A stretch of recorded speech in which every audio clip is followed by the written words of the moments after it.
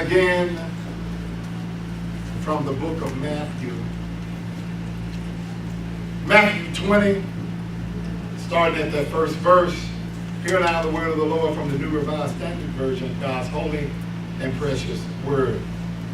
For the kingdom of heaven is like a landowner who went out early in the morning to hire laborers for his vineyard. After agreeing with the laborers for the usual daily wage, he sent them into the vineyard. When he went back out about 9 o'clock, he saw others standing idle in the marketplace. And he said to them, "You also go in the vineyard, and I will pay you whatever is right." So they went. So he went out again about noon, and about 3 o'clock he did the same. Then about 5 o'clock he went out and found others standing around and said to them, "Why are you standing here idle all day?" They said to him, "Because no one has hired us." He said to them, "You also go into the vineyard."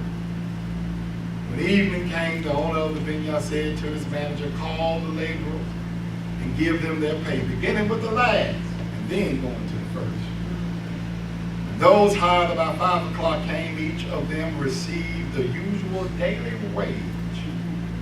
Now when the first came, they thought they would receive more, but each of them also received the usual daily wage.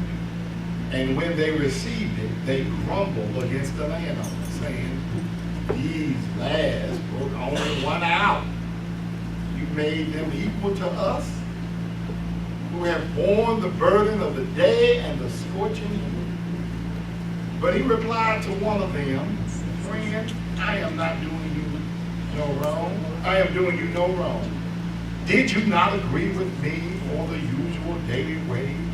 Take what belongs to you and go. I choose to give to this last the same as I give to you. Am I not allowed to do what I chose or choose with what belongs to me? Or are you envious because I am generous? So the last will be first, and the first will be last." Pray with me. Dear Lord, we thank you for the word this morning. Let it find good and whole soul, 30, 60, maybe even 100 whole bumper crop. Help us, Lord. Help us. Help us, Lord. Yes, Lord. Yes. Yes. Yes. Help us. In Jesus' name.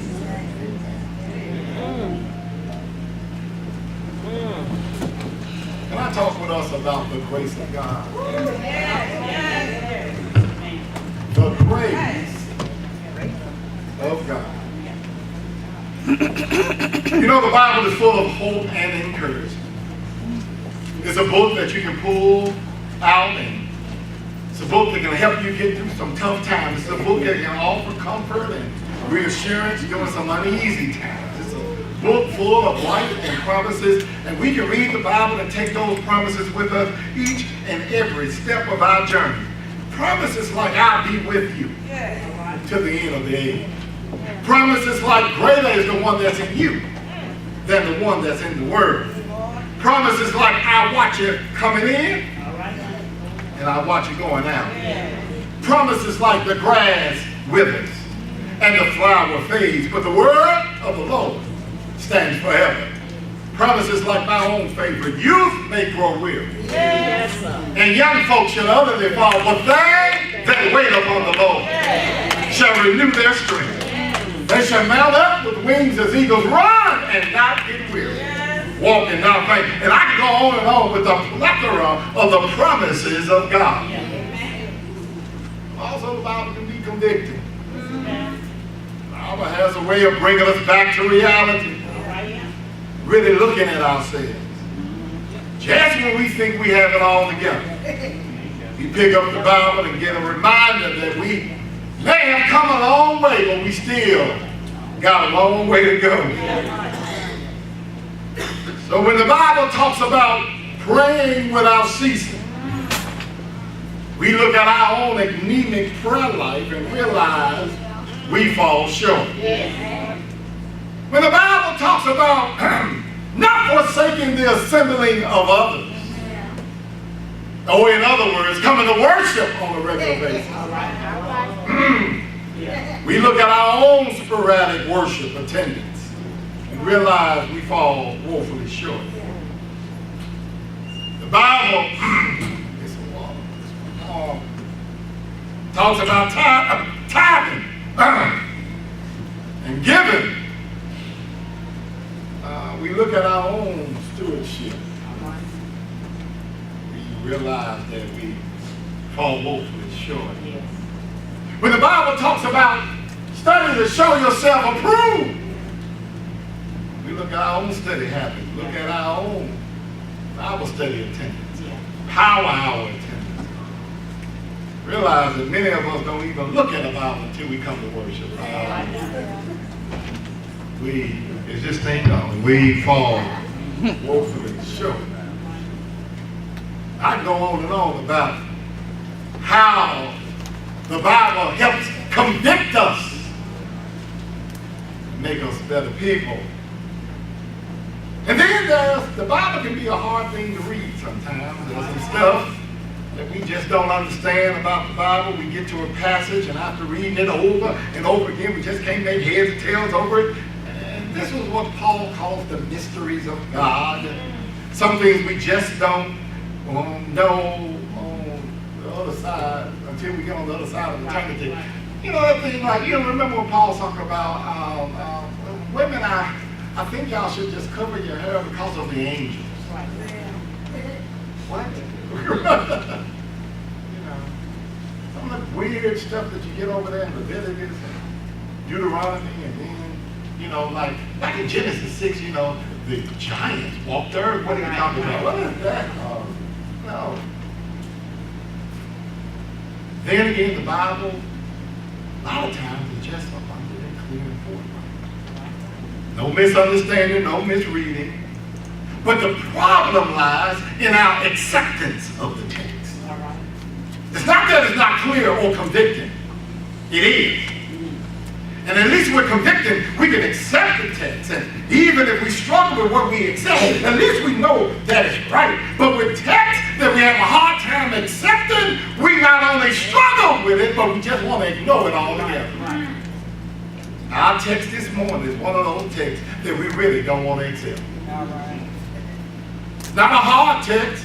It's not a text that right away convicts and converts. It's just one of those nagging texts that make us say, I just can't believe Jesus said something like this.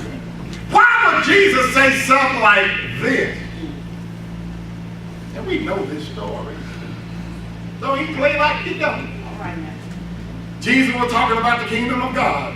And he equated the kingdom of God, or God's rule, God's reign, or better yet, the way that God would do things, to a landowner. Went out early in the morning, hired some folk to work for him. He agreed to a salary for the first group of laborers, but went back out at dime. Some people needing work, hired them as well. Went about around 12, 3 o'clock, hired some more workers. Then at 5 o'clock, folks that still were not hired all day, they got hired.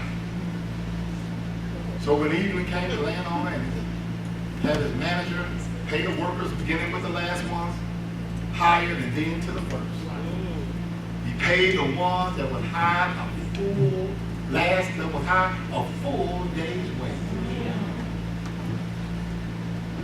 So the ones that were hired first, man, I can work for him again, because if he gonna give the person that worked only an hour the same thing that, oh my God, they just knew they were gonna give him more.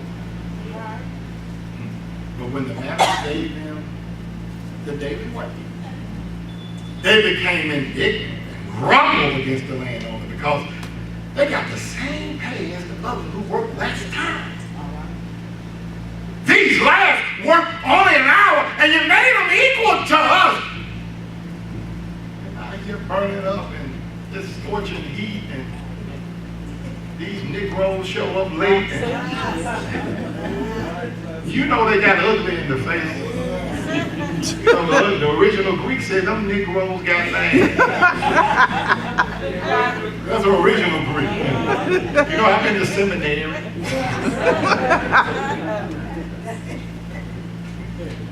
In other words, they were angry. Laying on the head to remind them they got what they were agreed upon. Right. He can choose to do whatever he wants because it belongs to him in the first place. What you say? Now,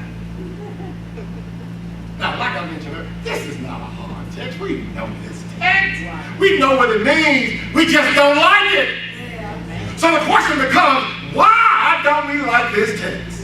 Why does this text make us cringe? Well, maybe it's because we believe the text isn't fair. Not right for people who work all day long to be paid the same that the people who only work for an hour. It's not fair for the people who are faithful to show up early in the morning, get ready for work, who let go of the bed to show up for work. It's not fair for them who got up early to come to church. I mean, to get to work. All right, Johnson. All right. Ain't fair for those who come up on the weekends and stay up here to make sure that we got air. I mean, that people are getting up for work. I mean, to work. I'm not talking about church, to work. Folks who show up.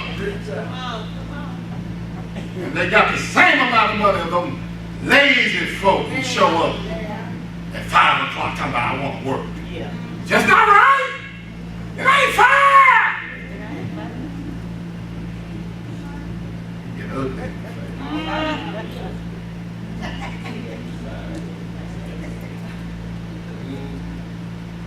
Maybe that's not it. Because we some fair folks. We ain't mad at that. Nobody mad. But maybe we struggle with the text because in paying everybody the same, in effect, what the landowner did was to make those late arrivals equal to everybody else. And quite frankly, that's just not always acceptable. That's why the first people who came lamented, you made them equal to us. The truth of the matter is that sometimes we just don't want to be considered with them folk. Even with them folk. Even though we're in the same boat. And the boat is real small. Ain't no first class in the boat. We're in the same boat, but I ain't like them. We set up barriers between us so everybody can see who's who and what is what. So it becomes a category game. You know, I might be from North Memphis, but I ain't like them North Memphis folks. You know, I like to go out on Saturday night, but you know, I ain't no hoochie mama. Don't put me in that. No, look. I kind of like my sexual freedom. That's a good way to put it. But I ain't like them little hoochies that be going around. They call them bodies. I ain't like them. I got sense enough to clean up and come to church on Sunday morning.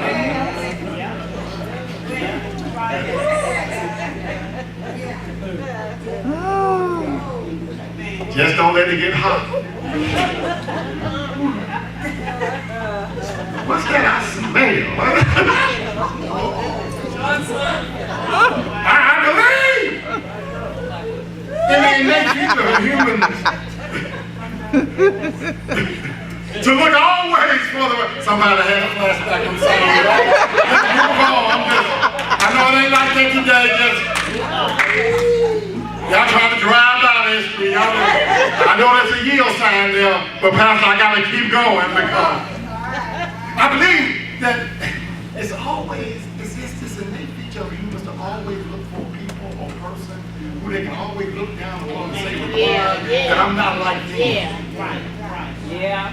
Yeah. I'm not like them crowd. Right. You're a penny away from being broke. All right. But ain't like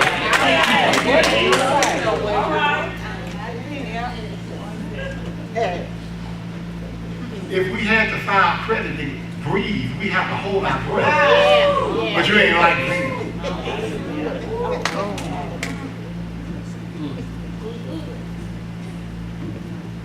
But maybe the real reason why we struggle when we read it or hear it to us is we read it from the so-called superior position.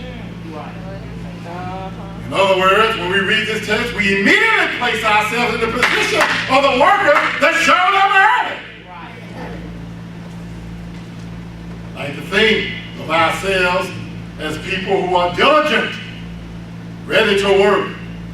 All right. Like to think of ourselves as people who are always on time,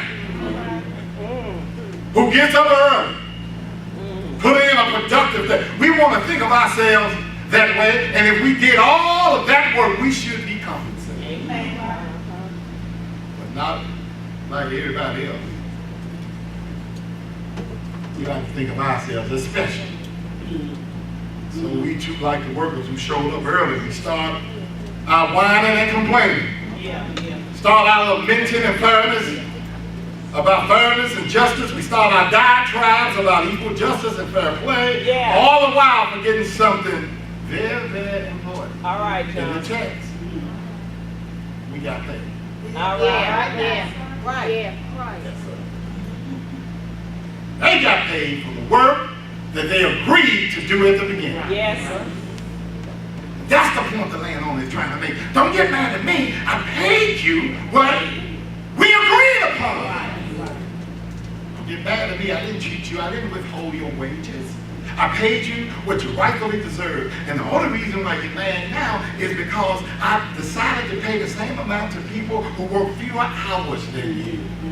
In other words, the workers didn't have a problem with the pay. Pay was fair. Their problem was that other people who showed up late got paid the same thing. Therefore, it wasn't a fairness or justice issue. It was an envy issue. They became envious of the fact that Johnny and Jane come lately got the same thing they did. Because if the landowner never hired these workers, the first ones would never had a problem. So instead of celebrating the fact they have a job, instead of celebrating the fact that they had the opportunity to work for a fair and livable wage, instead of celebrating the fact that at the end of the day they too got paid everything that was owed to them, instead of celebrating all of this, they resorted to counting other folk money. Anybody that works any job knows this can be a big problem when you start to try to count other folk money. But I could go down this road, but this is a sermon about the church. So I need to ask myself, how is this spirit manifested in the church? Well, who are the folk who come early? The ones who stay late. Who are the ones committed to the mission and vision of the church? Every time the doors open, they're up here trying to do something, trying to be productive, trying to love everybody. Who's the one who seem to do everything? They get mad at the mother folk.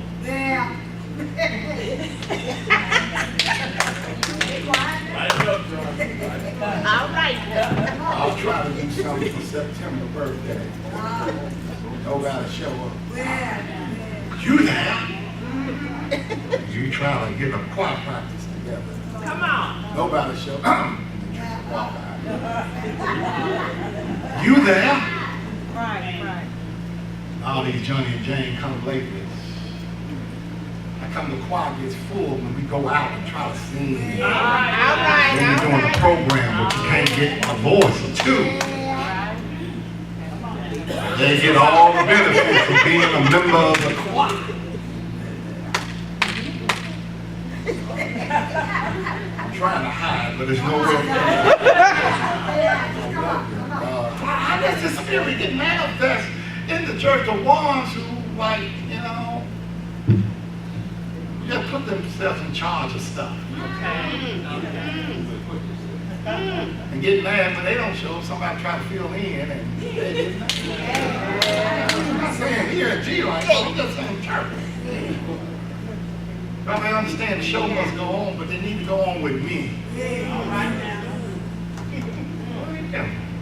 Join. How's this spirit here, get manifested in the church? Never mind the fact that if we are true to the text, the other way that I could preach this is that the same folk that you criticize as being lazy and trifling and not being part of the mission and vision of the church, if we look at this context, it's not that they did not work because they were lazy and trifling. Nobody hired them.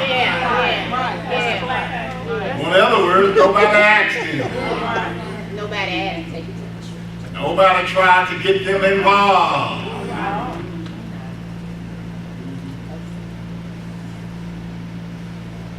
Let somebody turn you down once or twice or 3 times. Because like the other text that's part of this lectionary that we did not read is the story of Jonah. And I've preached that text here before because I call it a second chance God. Remember the story of Jonah? Just because somebody turned you down once, you're going to like, ain't nobody gonna help me. I got to do it all by myself. Yeah. Getting kind of tired of that, but that's the Right. But Jonah had to be asked twice to go to Nineveh. Yeah. And when he didn't go the first time, he got swallowed up, and then all of a sudden he heard clearly what the Lord was trying to tell him. So the question becomes, do we need to get swallowed up in order for us to do what the Lord is calling us to do? Because for the folk who are not the first ones here, or not the ones that come on a regular basis, or not the ones who participate in ministry, one of the reasons why I ask you what it is that you're going to try to do, with the ministry. Just remember, in the text, these folk were out there ready to work. Nobody asked. Somebody's going to ask you, G-Lock. Then you're going to have the appropriate response. Because even though the text doesn't get into it, do we keep thinking that a person who's going to take advantage of the landowner by saying, listen, we don't have to go at 8. We can just show up at 5 and get paid the daily wage. How long do you think that's going to last?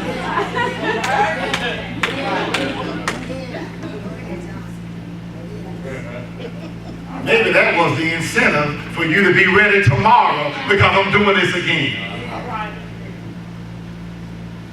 So how does this manifest itself in the church? All right. In a myriad different ways. And this is what happens when we read the text from the vantage point of the early arrivals. Oh, but when we read it from the vantage point of the late arrivals. It is then that we can start to appreciate this text. When we read the text as a people who miss job opportunities. When we read the text as people who were a day late and a dollar short. When we read the text as people who, when they take one step forward, they get knocked back two.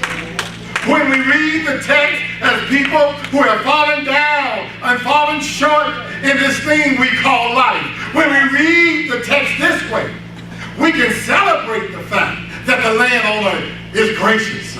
Because the truth be told, we haven't always been the first in line. You ain't the first in line now. Because depending where you are, the same folk that you talk about, there's another group of people talking about you. Truth be told, as I close this little word, we haven't always had the right references. We haven't always had the right connections. Truth be told, we didn't always go to the right school. We didn't always have the right hookups. Truth be told,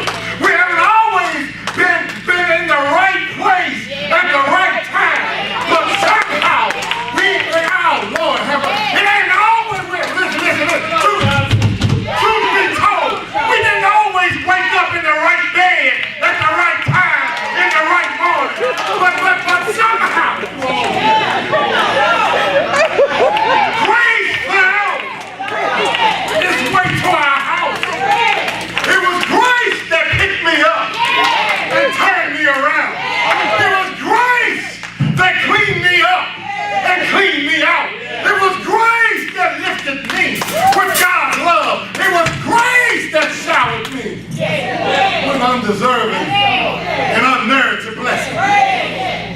Even when I wasn't the first one in line. Even when I didn't get up to make the meeting. Even when I didn't even have gas money to show up. Even when I didn't have it my way. It was grace that made the way out of no way. So when we read it that way, we can thank God that we got our acts together. We can thank God that we now put God first. We can thank God because now we know who's in charge.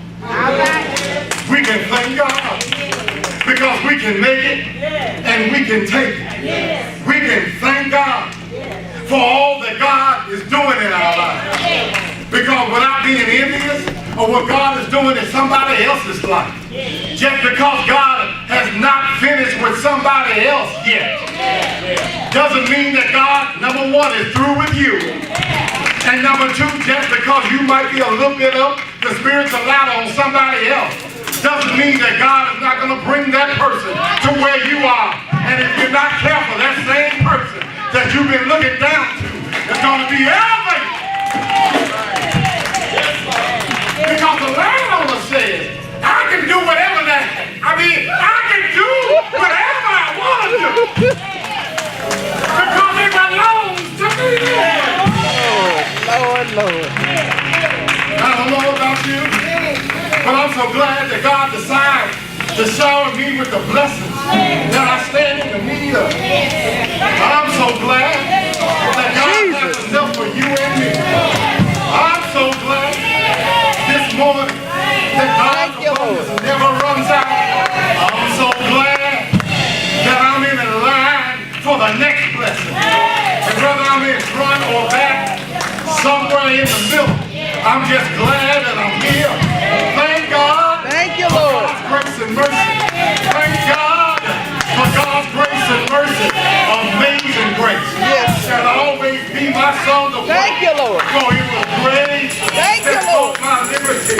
I do not know how He came to love me so, but God looked beyond my faults and saw my need.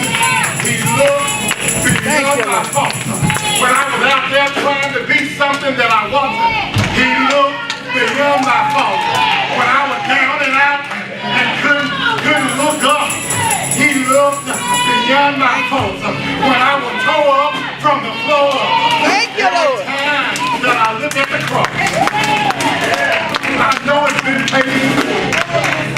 That's why we don't have to play a halo on anybody. God's grace is sufficient. And it's for everybody.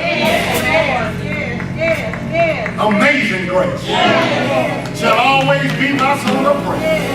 It was grace that bought my liberty. I do not know why He came to love me so. But God looked beyond my faults, saw my need. Every time I look at the cross, I know it's been paid in full.